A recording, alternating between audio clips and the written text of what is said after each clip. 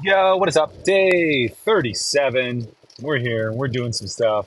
It's raining. We go from beautiful and sunny yesterday to rainy. Probably maybe actually a warm front coming in because I think tomorrow's supposed to be pretty warm. So that's how weather works.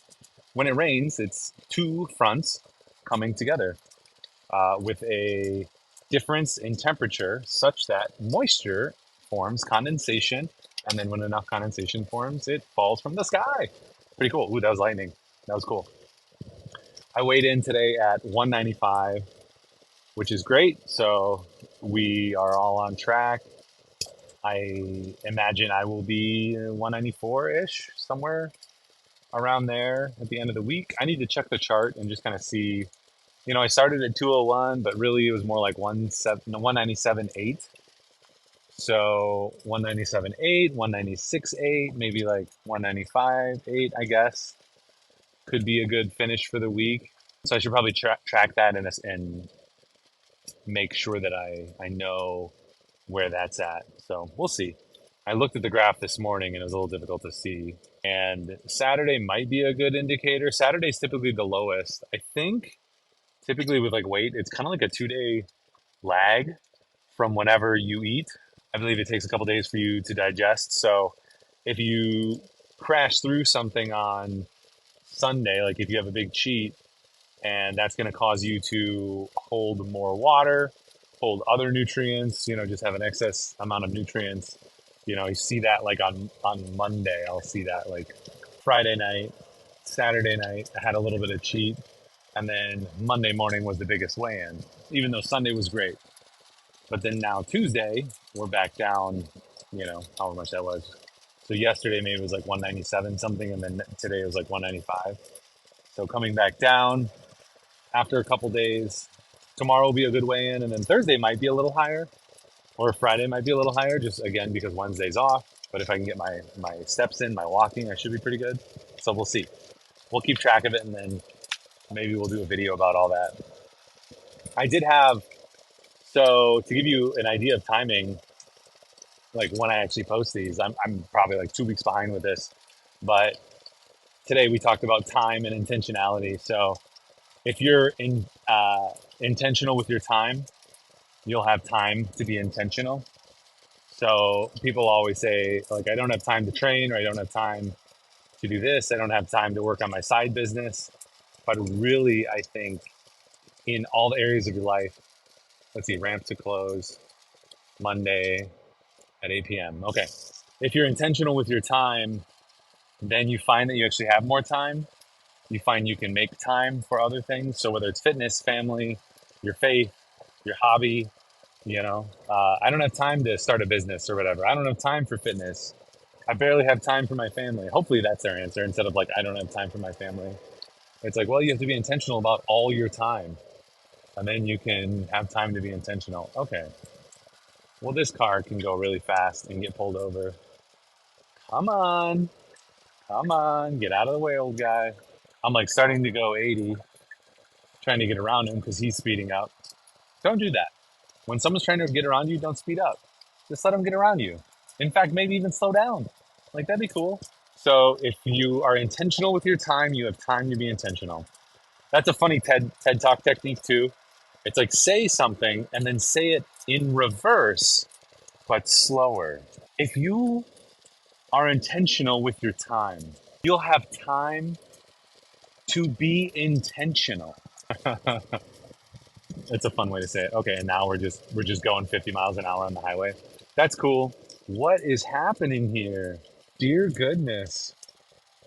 This is not okay. Somebody's gonna get hurt. Good thing I'm paying attention. Deload day 2. We did some Bulgarians. They were good. I kind of adjusted the weight a little too. Typically, I work up to a heavy weight and then do 4 reps, and then I back off a little and do 6 reps, and then back off a little more and then do 8 reps. But I just did 6, 6, and 6 of a low rep. Felt pretty good. Leg extensions were fire. Again, I went down in weight, but pushed till I was feeling a good pump. Not going towards 8, 9, 10. I was probably at maybe around a 7 RPE. What else did we have?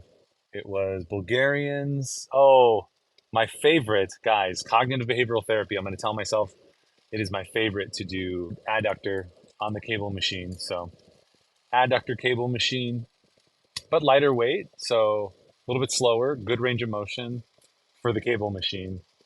I feel like the whole cable machine adductor, you only get halfway. So, you're standing and you can only go that far. As opposed to when you're on like an actual adductor machine, you can go, as far as your hips are comfortably able to hinge. Maybe there's a way to do that differently at home. And certainly the Copenhagen planks with a lift could work, but those are actually really tough right now.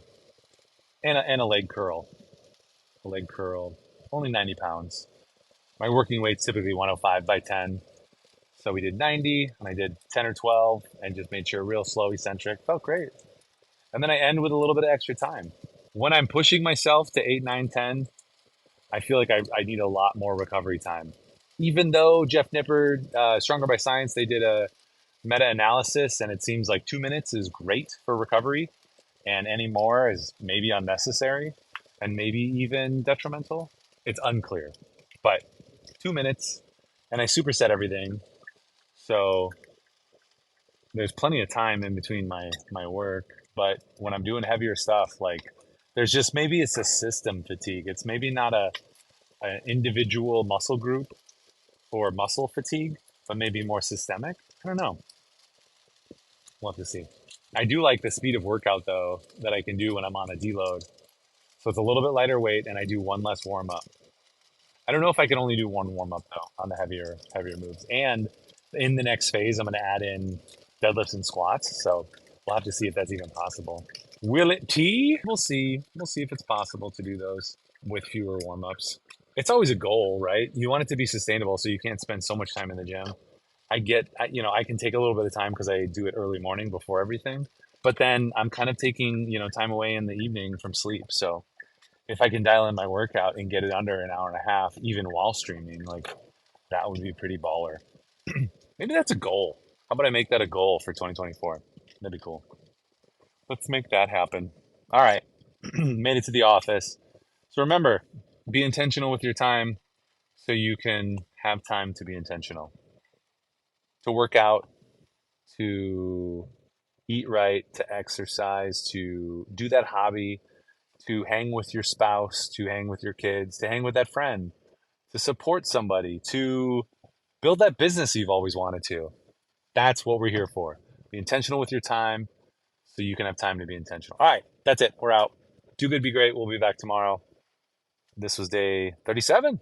All right, we're making it happen, man. See you next time. Do good, be great. Sayonara. Bye.